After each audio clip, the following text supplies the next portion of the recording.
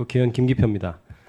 일단 노경필 후보자님 후보자 되신 것을 축하드립니다. 감사합니다. 예, 몇 가지 좀 여쭙겠습니다. 후보자는 지금 오늘 인사 말씀 보니까 대부분 행정 소송에 관한 업무를 많이 하셨다고 하고 본인이 거기에 후보자 본인이 전문가다 이렇게 말씀하셨는데 맞습니까? 전문가라는 말씀 과찬인데 하여튼 행정소송 업무를 많이 담당하여 왔습니다. 형사 재판을 얼마나 해보셨던가요? 고등부장 판사 되고는 4년 했습니다. 그러면 이제 전체 법관 생활 중에서 그렇게 길진 않은 그렇습니다. 기간이라고 봐야 되겠네요. 전체로 한 6년 정도 한 것 같아요. 7년 정도 했습니다. 예.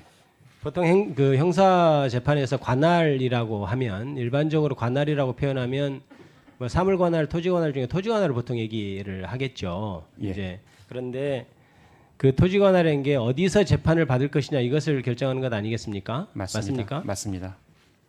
이제 대부분 그런데 이제 보통 재판하는 과정에서 여러 군데서 이제 재판을 받는 피고인들이 있는 경우가 있죠. 예. 그런 경우가 많이 있습니까? 종종 있습니다. 이러한 경우에 피고인에게 가장 유리한 것은 모든 사건을 한꺼번에 병합해서 재판하는 것이겠죠. 아무래도 병합해서 하는 경우가 더 유리한 경우가 많이 있을 겁니다. 당연히 다 유리한 경우가 많겠죠.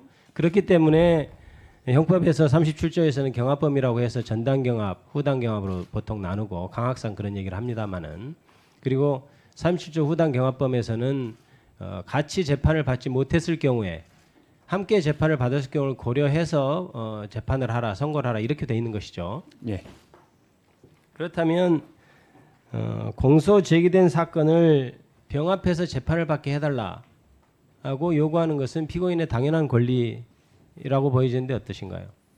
피고인은 신청할 수 있다고 생각합니다. 법에 규정이 되어 있습니다. 물론 신청할 수 있고 피고인으로서는 아까도 말씀하셨듯이 후보자께서 말씀하셨듯이 한꺼번에 재판받는 것이 유리하기 때문에 당연히 피고인의 권리로서 보장되는 것이라고 봐야 되지 않겠습니까? 예, 원론적으로 보면 그렇습니다. 원론적으로는 그렇죠. 예. 다만 법에서는 꼭 병합해야 된다 이렇게 규정하지 않는 것은 아마도 여러 구체적인 사정이 있을 수 있기 때문에 약간의 재량성 있게 규정을 한 것이라고 보여지는데 어떻습니까? 그렇습니다.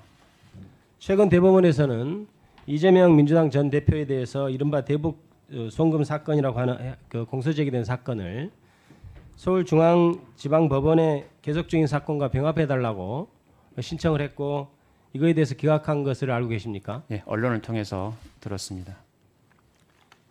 그렇다면 이러한 측면에서 피고인은 여러 군데에서 재판을 받고 있는 것을 병합해서 재판받는 것이 피고인에게 가장 유리하고 그리고 검찰이라는 국가가 공소 제기한 것에 대해서 맞서 싸우는 피고인으로서는 무기 대등의 원칙을 적용해 주기 위해서라도 피고인에게 보장된 권리는 법원에서 정확하게 인정을 하는 것이 옳다고 보여지는데 어떻습니까? 일반적으로는 병합해서 심리하는 게 피고인에게 유리할 수 있습니다. 그렇다면 이 부분에 있어서 대법원에 신청한 것을 기각하는 것이 적절한 판단이었다고 보시나요? 원론적으로는 병합하는 게 피고인에게 유리한 경우가 많지만 또 형사사법의 근본 목적이 실체적 진실 발견에 있고 또한 신속한 재판이 진행돼야 되기 때문에 해당 재판부에서 그런 실체적 진실 발견이나 신속한 재판 등 여러 사정을 고려해서 적당한 결론을 내렸으리라고 믿습니다. 병합하면 실체적 진실 발견이 방해가 됩니까? 저는 구체적인 그 사안에 대해서 잘 알지 아니, 못하기 지금 후보자께서 때문에 말씀하신 것이 실체적 진실 발견과 신속한 재판을 말씀하셔서 묻는 겁니다. 병합하게 되면 실체적 진실 발견에 방해가 되나요? 반드시 그렇다고 말씀드리기는 어렵지만 또 병합하게 되면 여러 사건이 이렇게 심리를 동시에 진행해야 되기 때문에 실체적 진실 발견이나 신속한 재판에 저해될 가능성도 있습니다. 그건 사안마다 다르기 때문에 일률적으로 말씀드리기는 어렵다고 생각합니다. 신속한 재판이라는 것도 어떤 특정한 여러 가지 공소 제기된 사건에 대해서 어떤 특정한 사건에 대해서 결정을 빨리 내리는 것이 과연 그게 신속한 재판이라고 표현할 수 있는 것인가요? 주어진 사건을 최대한 빨리 결론을 내려드리는 것이 피고인에게도 유리하다고 생각합니다. 그렇지 않죠. 아까 말씀하시는 거하고 좀 다르다고 생각합니다. 피고인 한 명에 대해서 여러 가지 재판이 있을 때 병합해서 판단하는 것이 피고인에게 가장 유리하다. 이렇게 말씀하시면서 그중에 하나를 먼저 선고하는 것이 신속한 재판이라고 얘기하는 것은 논리적으로 모순되지 않나요? 충분히 그렇게 보실 수 있겠지만 구체적인 사안에 따라서는 또 달리 볼 여지도 있다고 생각합니다. 보통 형사재판 같은 경우 준비하는데 보통은 한 달에 한 번 정도 기일을 보통 잡는 게 일반적이죠. 재판부에 따라 물론 사정이 다르겠습니다만. 사안에 따라서 다르겠죠. 예, 그렇습니다. 물론 이제 집중적으로 하면은 일주일에 한 번씩 잡기도 하고 매일 하기도 합니다. 매일 하기도 하지만 예. 그런데 지금 현재 뭐 특정인을 계속 거론해서 좀 안 됐습니다만은 이재명 전 대표 같은 경우에 지금 현재도 일주일에 적게는 2번에서 4번 정도씩 재판을 하고 있고 만약에 수원에서 따로 재판을 하게 된다면 거의 일주일 내내 재판을 해야 되고 그것이 다른 사건에 대한 겁니다. 매일 재판하는 경우도 있다고 말씀하셨는데 매일 재판하는 경우는 그 재판이 계속되니까 재판 준비를 하는데 큰 물론 지장이 있죠. 날마다 하는 재판을. 그런데 각각 다른 사건에 대해서 재판 준비를 매일 하는 것이 현실적으로 가능하다고 생각하십니까? 구체적 사안에 대해서 아니 본인 생각을 묻는 겁니다. 대법관 후보자로서 그동안 법관 생활을 오래 하셨던 분으로서 그리고 형사재판을 아까 말씀하셨듯이 6년 7년 동안 하셨던 분으로서의 생각을 묻는 겁니다. 저는. 예, 그렇게 많은 재판을 동시에 진행하다 보면 아무래도 피고인 입장에서는 어려움이 많이 있을 거라고 예상은 됩니다. 하지만 그 구체적인 사안에 대해서 제가 말씀드리기는 좀 적절하지 않다고 생각됩니다. 네, 그 입장은 이해합니다만 그러면 이런 경우는 어떻게 되나요? 마지막으로 지금 시간이 얼마 안 남아서 하나만 묻겠습니다.